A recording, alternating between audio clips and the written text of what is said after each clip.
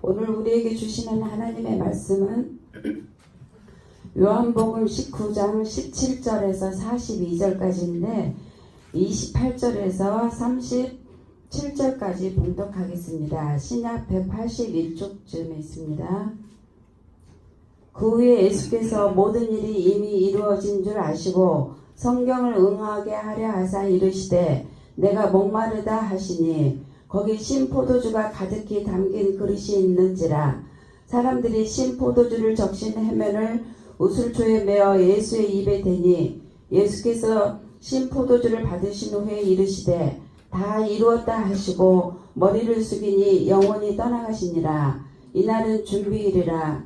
유대인들은 그 안식일이 큰 날이므로 그 안식일에 시체들을 십자가에 두지 아니하려 하여 빌라도에게 그들의 다리를 꺾어 시체를 치워달라 하니 군인들이 가서 예수와 함께 못 박힌 첫째 사람과 또 그 다른 사람의 다리를 꺾고 예수께 이르러서는 이미 죽으신 것을 보고 다리를 꺾지 아니하고 그중 한 군인이 창으로 옆구리를 찌르니 곧 피의 물이 나오더라. 이를 본 자가 증언하였으니 그 증언이 참이라. 그가 자기의 말하는 것이 참인 줄 알고 너희로 믿게 하려 함이니라. 이 일이 일어난 것은 그 뼈가 하나도 꺾이지 아니하리라 한 성경을 응하게 하려 함이라. 또 다른 성경에 그들이 그 찌른 자를 보리라 하였느니라. 이제 고난주간을 앞두고 있고 부활주일을 앞두고 있습니다. 이렇게 고난과 부활주일을 앞두고 있으면서 오늘은 예수님의 죽음과 부활에 대하여 함께 생각해 보고자 합니다. 예수님은 믿는 도끼에 발등이 찍히셨습니다. 그것은 예수님께서 사랑하고 아끼는 제자에 의해서 팔렸기 때문입니다. 이 세상에 속한 정치적인 하나님의 나라를 생각하고 기대하고 꿈꾸었던 제자 유다가 예수님을 은30에 팔았습니다. 그리고 예수님은 빌라도의 불의한 재판을 받고 많은 고난을 받으신 후에 십자가에 못 박혀 죽으셨습니다. 아무 죄도 없으신 예수님께서 죄인이 아닌 죄인이 되어 많은 고통을 겪으시고 십자가에 못 박혀 죽으신 것입니다. 그런데 예수님께서는 마지막 죽음의 순간에 대단히 중요하고 의미 있는 선언을 남기고 마지막 죽음을 맞이하셨습니다. 그 선언은 오늘 본문 30절 중반부에 있는 말씀으로 내가 다 이루었다는 선언이요. 예수는 이 선언을 마치고 영원히 떠나가심으로 죽음을 맞이하게 된 것입니다. 사실 사람이 세상에 태어나 살다가 마지막 죽음의 순간에 다 이루었다 선언하며 죽을 수 있는 사람이 얼마나 될까요? 제 생각에는 세상에 그런 사람은 단 한 사람도 없을 것이라 생각됩니다. 사람이 자신에게 주어진 사명을 위해서 살고 최선을 다하여 살며 그래서 뭔가 많은 일을 이루었다 생각되었지만 막상 죽음 앞에 이르렀을 때에는 아쉬움이 남는 것이 인생인 것입니다. 가만히 돌아보면 사명을 다하지 못한 것 같고 좀 더 최선을 다하여 살지 못한 것 같고 좀 더 많은 일을 이루지 못한 것 같다는 생각에 후회가 되고 부끄러움이 남는 것이 인생이지요. 그래서 마지막 죽음의 순간에 다 이루었다고 자신있게 선언하며 만족스럽게 죽음을 맞이하는 사람은 세상에 단 한 사람도 없습니다. 아무리 위대한 왕이나 정치가나 군인이었어도 죽음의 순간에 이렇게 선언하며 죽음을 맞이하였던 사람은 없습니다. 소위 세상에서 4대 성인이라 불리는 석가모니, 공자, 소크라테스도 다 이렇게 선언하며 죽음을 맞이하지는 못했습니다. 저들은 모두 각자에게 주어진 시간과 능력 안에서 주어진 사명에 최선을 다하는 삶을 살았을 뿐입니다. 그리고 제한된 범위 안에서만 그 나름대로 인류에게 선한 영향력을 주며 살았을 뿐인 것이지요. 그러므로 이 세상에 100% 자신에게 주어진 사명을 완전하게 이룬 완성자의 삶이요 만족한 삶을 살았던 사람은 한 사람도 없습니다. 저나 여러분의 인생도 마찬가지일 것입니다. 우리도 모두 언젠가 죽을 터인데 아무리 열심히 살고 최선을 다해 살고 아무리 많은 것을 이루었다 할지라도 돌아보면 너무나 부족했고 너무나 모자랐고 너무나 남은 것이 없다는 생각이 드는 것이 인생입니다.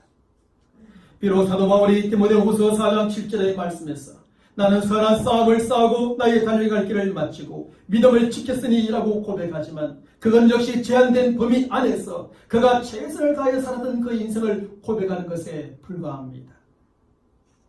그런데 예수님은 마지막 죽음의 순간에 다 이루었다 선언하십니다. 성경은 오늘 보면 30절의 말씀에서 예수께서 신포도주를 받으신 후에 가라사대 다 이루었다 하시고 머리를 숙이고 영원히 돌아가시니라고 기록해 주고 있습니다. 그런데 여기서 예수님께서 다 이루었다고 선언하신 선언은 인간적으로서 인간으로 그저 최선을 다하였으며 최선의 결과를 얻었다는 정도가 결코 아닙니다. 여기서 다 이루었다는 말은 헬라어 단어로 테텔레스타이라는 단어입니다. 그런데 이 단어의 의미는 크게 세 가지의 사례로 설명되어집니다. 먼저는 종이 맡겨진 일을 다 마쳤다. 두 번째는 화가가 그림을 다 그렸다. 세 번째는 상인이 실부들리지 않았던 값을 다 지불하였다는 뜻입니다. 그리고 여기서 강조되어지는 것은 다 마쳤다, 다 그렸다, 다 지불하였다는 완성입니다. 그러므로 예수님께서 내가 다 이루었다고 선하신 것은 미완성을 말하는 것이 아닙니다. 내가 이만큼 이루어 놓았으니 그 나머지는 앞으로 누군가에 의해서 더 이루어져야 할 것이라는 의미가 결코 아닙니다. 예수님께서 100% 완벽하게 이루어 놓으신 것으로 모든 것의 완성으로 의미하는 의미에서 다 이루었다고 말씀하신 것입니다. 더 이상 할 일이 없다는 것입니다. 더 이상 그릴 그림이 없다는 것입니다. 더 이상 갚을 빚이 없다는 것입니다. 그러므로 예수님께서 이루어 놓으신 일을 위해 누군가 좀 더 애를 써야 하고 조금 더 힘을 써야 할 필요가 전혀 없습니다. 바로 이런 점에서 많은 고난을 받으시고 십자가에 못 박히신 예수님은 실패자도 패배자도 아니라 성공자요 승리자였던 것입니다. 마지막 죽음의 순간에 다 이루었다고 외친 예수님의 선언은 모든 것을 완성하신 성공자의 선언이요 승리자의 외침이었던 것입니다. 그러므로 예수님께서 이루신 것과 관련하여 우리가 뭔가를 좀 더 해야 되고 좀 더 애써야 될 것이 전혀 없습니다. 그러면 예수님께서는 무엇을 다 이루시고 무엇을 100% 완성하셨습니까? 첫째로 예수님은 십자가로 율법을 완성하셨습니다. 하나님의 율법은 선과 악을 구분짓는 기준이 되고 의인과 죄인을 구분짓는 기준이 되지요. 그런데 사람이 그 율법을 100% 다 지키면 의인으로 드러나지만 그 중에 단 하나도 어기게 되면 결국 죄인으로 드러나고 마는 것입니다. 그런데 세상에 율법을 100% 다 지킬 수 있는 사람이 없기에 사람은 누구나 죄인일 수밖에 없습니다. 그러므로 율법의 역할은 모든 사람이 다 죄인이라고 하는 사실만을 지지게 주는 것입니다. 율법의 말씀을 비추어서 내 생각, 내 마음, 내 행위를 비추어보면 나는 결국 죄인이라는 사실을 깨닫게 되는데 그것이 바로 율법이 우리에게 하는 기능인 것입니다.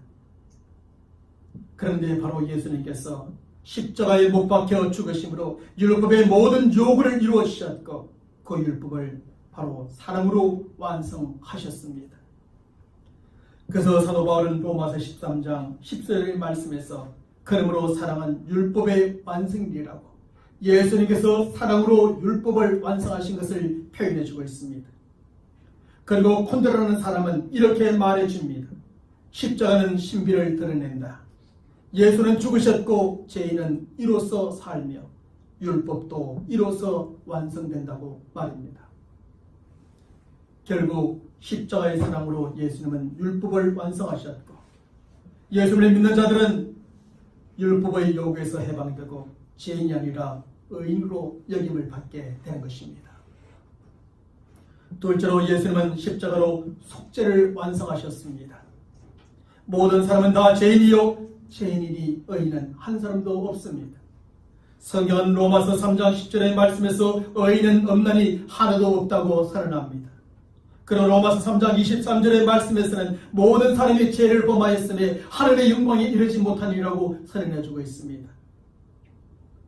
결국 모든 사람이 죄를 범하였으니 이 세상에는 의인이 하나도 없다는 것입니다. 그리고 문제는 죄인된 사람이 저들의 죄의 문제를 스스로의 힘으로는 결코 해결할 수 없다는 것입니다. 어찌 죄인이 자신의 죄의 문제를 또한 해결할 수 있겠습니까? 오직 하나님만이 사람의 죄의 문제를 해결해 줄 수 있는 것입니다. 그리고 하나님께서는 저들의 죄의 문제를 해결해 주시기 위해서 속죄의 제물로 예수님을 보내주셨습니다. 그리고 예수님은 십자가를 지심으로 사람의 죄의 값을 다 지불해 주심으로 저들의 죄의 문제를 모두 해결해 주신 것입니다. 결국 예수님은 십자가로 사람의 속죄를 완성해 주셨고 예수님을 믿는 자는 누구든지 그 속죄의 은총을 덧입게 되는 겁니다. 셋째로 예수님은 십자가로 구원을 완성하셨습니다. 죄 있는 사람은 그 죄로 말미암아 하나님의 진노와 심판 가운데 놓이게 되고 결국 영원한 멸망을 받게 됩니다. 그래서 성경은 히브리서 9장 27절의 말씀에서 한 번 죽는 것은 사람에게 정해진 것이요 그 후에는 심판이 있으리라고 선언해 줍니다. 이외에도 성경은 타작마당의 알곡과 쭉정이 곡식과 가라지의 비유를 통해 하나님의 심판이 반드시 있을 것임을 가르쳐 주고 있습니다. 사람이 세상에 사는 것으로 끝이 아닙니다. 사람이 세상에 사는 것으로 끝이라면 세상에서 선하게 살고 의롭게 사는 사람은 어떻게 되겠습니까? 특별히 세상에서 예수를 믿고 섬기며 헌신하며 사는 사람은 어떻게 되겠습니까? 그것이 아무런 의미가 없지 않겠습니까? 또한 세상에서 악하게 살고 불의하게 산 사람들은 어떻게 되겠습니까? 예수를 믿지 않고 자기 마음대로 우상을 섬기며 살았던 사람들은 어떻게 되겠습니까? 죽음 후에 심판이 없다면 말입니다. 하지만 죽음 후에 반드시 심판이 있음을 말해줍니다. 그러나 예수님께서 십자가로 그 죄의 문제를 모두 해결해 주시고 하나님의 진노와 심판 가운데서 우리들로 벗어나게 해 주신 것입니다. 그래서 예수를 믿는 자들은 더 이상 죄에 따르는 하나님의 진노와 심판 가운데 놓이지 않고 영원한 멸망을 받지 않는 것입니다. 바로 이런 점에서 예수님은 십자가로 하나님의 진노와 심판과 멸망으로부터 사람의 구원을 완성해 주셨습니다. 그리고 예수님은 그를 믿는 자들은 누구든지 구원과 함께 영원한 생명을 얻게 되는 것입니다. 사랑하는 성도 여러분, 바로 이것이 예수님께서 십자가에 못 박혀 죽으심으로 완성하신 것입니다. 예수님은 십자가로 율법의 요구를 완성하셨고 예수님은 십자가로 속죄를 완성하셨으며 예수님은 십자가로 우리의 구원을 완성하셨습니다. 그래서 누구든지 예수님을 믿기만 하면 율법의 징조로부터 해방되고 속죄의 은총과 구원의 은혜를 덧입게 됩니다. 또한 율법과 죄와 사망이 더 이상 정죄하지 못하고 사단이 더 이상 정죄하지 못하는 삶을 살아가게 되는 것입니다. 그래서 사도 바울은 로마서 8장 1절과 2절의 말씀에서 이렇게 선언해주고 있습니다. 우리 함께 읽어보겠습니다. 이제 그리스도 예수 안에 있는 자에게는 결코 정죄함이 없나니 이는 그리스도 예수 안에 있는 생명의 성령의 법이 죄와 사망과 율법의 법에서 너를 해방하였습니다. 이런 말씀을 통하여 예수를 믿는 저와 여러분들은 이런 믿음과 확신 가운데 살아가야 하고 우리가 이런 믿음과 확신 가운데 살아갈 때에 참된 자유와 평안과 안식을 누리며 살아가는 성도들이 될 줄로 믿습니다. 왜냐하면 주님께서 다 이루어 놓으셨기 때문입니다. 우리가 더 이상 무엇을 할 필요가 없이 말입니다. 그러면 예수님께서는 어떻게 율법의 요구와 우리의 속죄와 구원을 완성해 주셨을까요? 첫째로 예수님은 고난을 통해서 완성해 주셨습니다. 성경은 이사야 53장 5절과 6절의 말씀에서 예수님의 고난에 대하여 미리 이렇게 기록해 주고 있습니다. 우리 함께 읽어봅니다. 그가 찔림은 우리의 허물 때문이요 그가 상함은 우리의 지약 때문이라. 그가 징계를 받음으로 우리는 평화를 누리고 그가 책찍에 맞음으로 우리가 나음을 받았도다.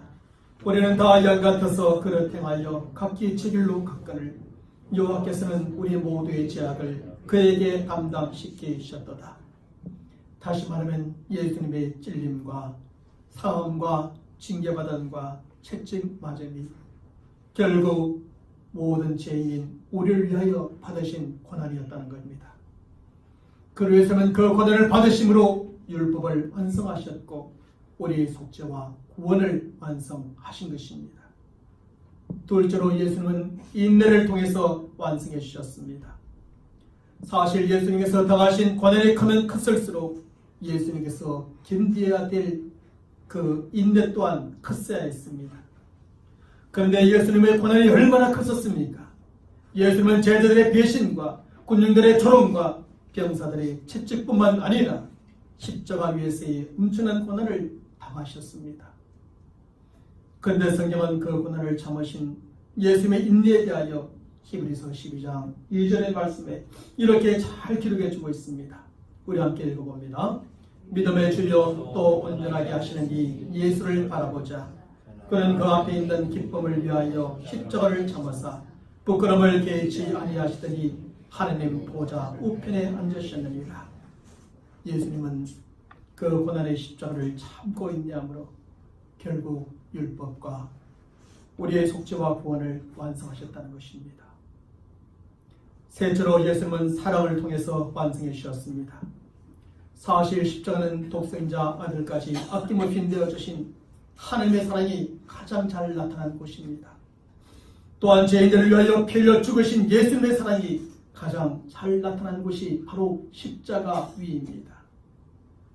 그래서 성경은 로마서 5장 8절의 말씀에서 우리가 아직 죄인 되었을 때에 그리스도께서 우리를 위하여 죽으심으로 하나님께서 우리에 대한 자기의 사랑을 확정하셨다고 기록해주고 있습니다.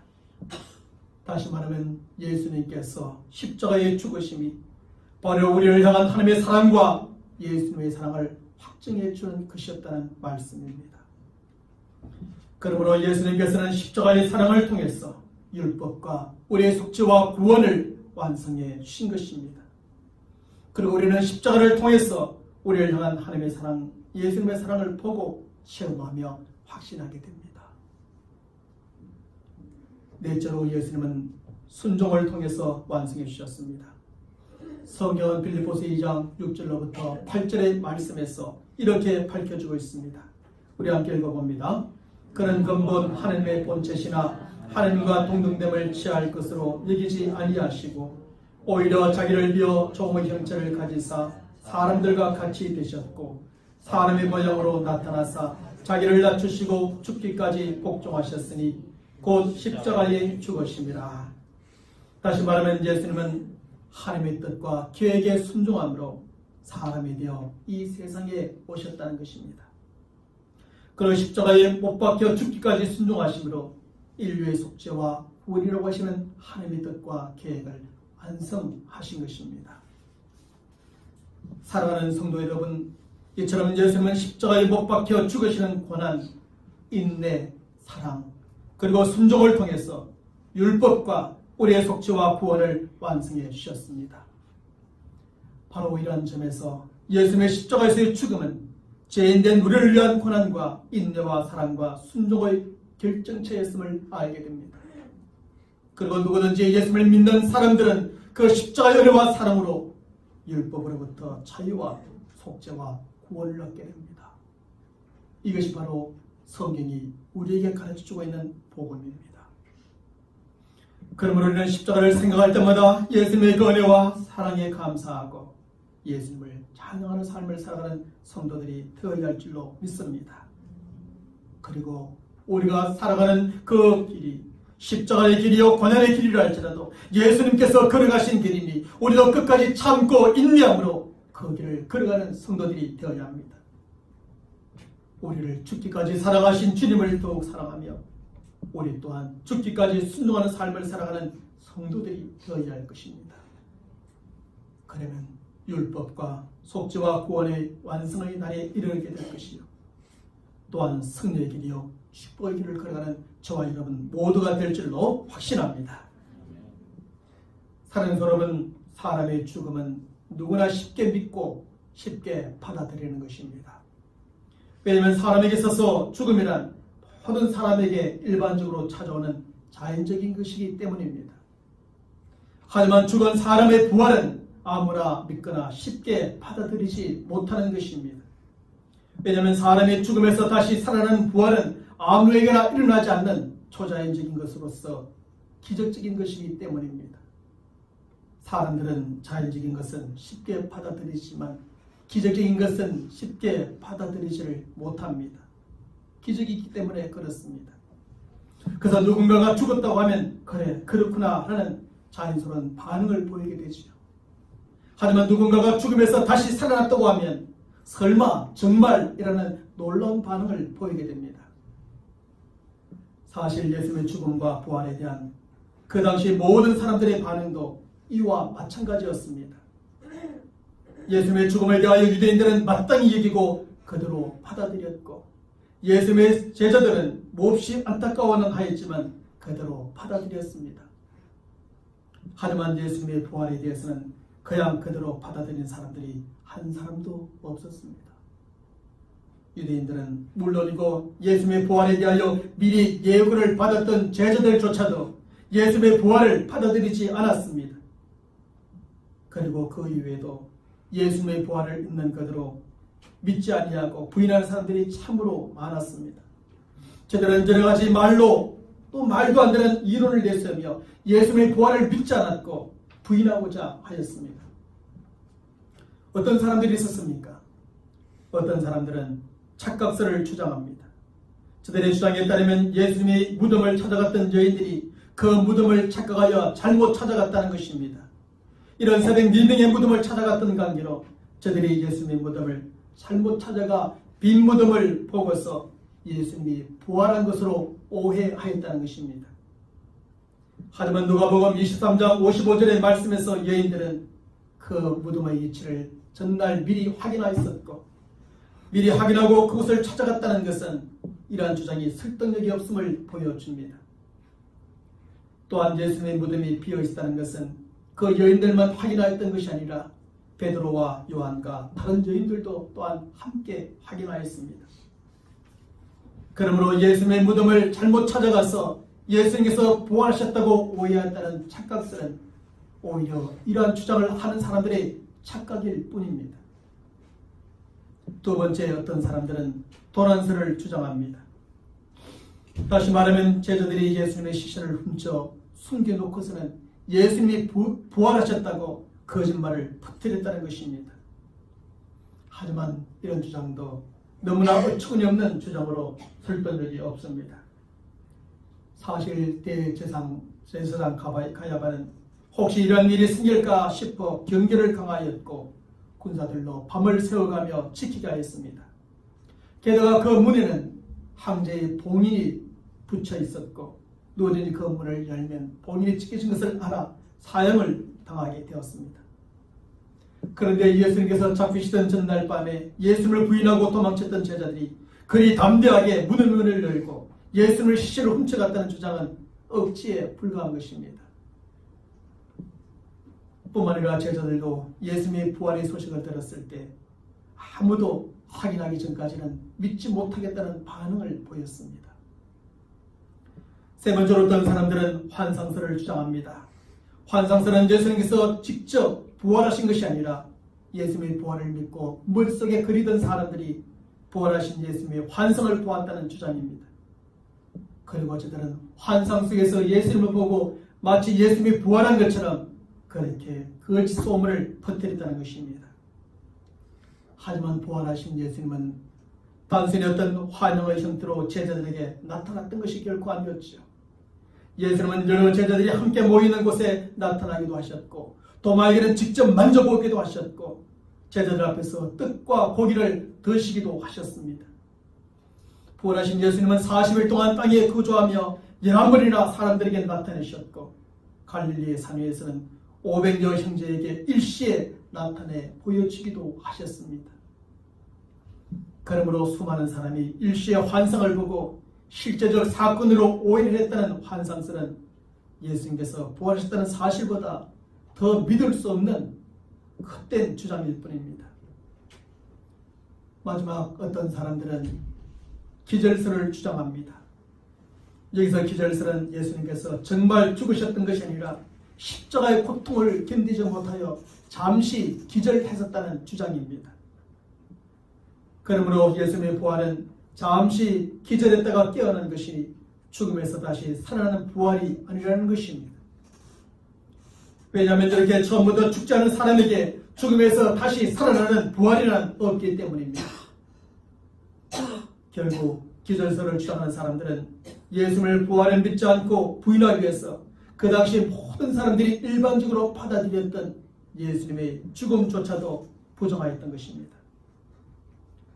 사실 그 당시 예수님의 죽음은 여러 가지 과정을 통해서 아주 확실하게 확인된 사실이었습니다. 이미 우리가 함께 읽었지만 오늘 본문 30절의 말씀에서는 예수님께서 신포도주를 받으신 후에 이르시되 다 이루었다 하시고 머리를 숙이시니 영원히 떠나갔다는 것으로 예수님의 죽음을 확인시켜주고 있습니다. 그리고 오늘 본문 32절과 33절의 말씀에서는 로마의 군인들이 두 강도의 다리를 꺾었지만 예수님의 다리를 꺾지 않았던 것은 그때 예수님이 이미 죽으신 것을 확인하였기 때문이었습니다. 그 당시 일반적으로 사람들을 십자가에 못 박는 사형을 취하게 되면 그 사람들이 완전히 죽을 때까지 십자가에 매달아 놓습니다. 그러나 이때는 안식일이 다가오고 있었기 때문에 유대인들이 미리 그 십자가를 내리도록 하였습니다. 혹시나 다 죽지 않았을까봐, 혹시 살아서 걸어갈까봐 저들을 내리기 전에 다리를 다 꺾어버립니다. 근데 예수님은 다리를 꺾을 필요가 없었습니다. 이미 완전히 죽으셨기 때문이죠. 게다가 오늘 보면 34절의 말씀에서는 한 군인이 창으로 예수님의 옆구리를 찔러 피와 물이 나오는 것을 보므로 예수님의 죽음을 다시 한번 확인하였습니다. 또한 오늘날도 마찬가지지만 그 당시에도 죽은 사람의 죽음을 완전하게 확인하지 아니하고서는 장례를 치를 수가 없었습니다. 그런데 오늘 보면 38절 이하의 말씀이면 아리마대 요셉과 니고데모가 예수님의 시신을 가져다가 장례를 치르게 됩니다. 예수님의 장례가 이렇게 정해진 법과 가정대로 모두 진행되었다는 것은 예수님의 죽음의 확실성을 증명하는 겁니다. 이런 사실을 통해 분명히 깨닫게 되는 것은 어떤 사람들의 주장처럼 예수님께서 그저 기절하셨다가 깨어났던 것이 아니라는 것입니다. 예수님의 죽음은 로마의 군사들에 의해서 눈으로 확인되었고 창으로 찔려 피와 물이 나오는 것으로 확인되어진 확실한 죽음이었습니다. 예수님은 저와 여러분 모든 사람의 죄를 대속하기 위해 견디기 힘든 고난과 고통을 겪으시고 십자가에 못 박혀 죽으셨습니다. 그런 십자가에 못 박혀 죽으셨을 뿐만 아니라 장사된 지 사흘 만에 그 죽음에서 다시 살아나심으로 부활하신 것입니다. 아무리 어떤 사람들이 착각설, 도난설, 환상설, 심지어 기절설까지 주장하며 예수님의 죽음을 믿지 아니하고 예수님의 부활을 부인하고자 해도 예수님은 부활하셨습니다. 아무리 세상 모든 사람들이 예수님의 부활을 믿지 아니하고 부인하여도 예수님은 성경대로 부활하셨습니다. 사실 죽음이 없으면 부활도 없습니다. 그러므로 예수님께서 죽지 않으셨다면 다시 살아나신 부활도 없는 것이 당연합니다. 하지만 예수님은 모든 사람이 확실히 믿고 받아들이듯이 모든 사람의 대속을 위해 십자가에 못 박혀 죽으셨습니다. 그리고 예수님의 죽음이 이렇게 확실한 사실이었던 만큼 예수님의 부활 또한 확실한 사실인 것입니다. 이것은 성경이 오늘 본문의 말씀에서 증명해주고 다른 많은 곳에서도 가르쳐주고 있는 진리요, 오늘날 우리들이 믿어야 될 믿음의 핵심 중에 하나입니다. 그리고 이것은 바로 모든 사도들과 제자들 그리고 초대교회와 모든 성도들이 목숨을 내어놓고 고백하였던 신앙 고백이기도 합니다. 본디오 빌라도에게 고난을 받으사 십자가에 못 박혀 죽으시고 장사한 지 사흘 만에 죽은 자 가운데서 다시 살아나시며 저들이 믿고 확신하는 신앙 고백이 아니었더라면 어떻게 목숨을 내어놓고 저들이 이것을 고백할 수 있겠습니까? 저들은 예수님의 죽음과 부활에 대한 믿음과 확신을 가졌고 그 믿음과 확신을 가졌기에 죽음 앞에서도 그것을 고백하였던 겁니다. 사랑하는 성도 여러분, 예수님의 죽음과 부활, 예수님께서 저와 여러분의 죄를 대속하기 위해서 십자가에 못 박혀 죽으시고 사흘 만에 다시 살아나는 것은 이제 우리가 믿어야 될 믿음의 핵심입니다. 언제나 어디에서나 그 누구 앞에서도 목숨을 내어놓고 우리가 고백해야 될 우리의 신앙 고백입니다. 우리가 예수님의 죽음과 부활을 이렇게 믿고 고백할 때 그 죽음과 부활의 결과가 우리에게 주어지고 이루어지게 되는 것입니다. 오랜 예수님께서 십자가로 완성해 주신 율법으로부터의 자유와 속죄의 연총과 구원의 은혜를 덧입게 됩니다. 뿐만 아니라 부활의 능력, 부활의 승리, 부활의 영광, 부활의 축복 가운데 살아가는 저와 여러분 모두가 되실 줄로 확신합니다.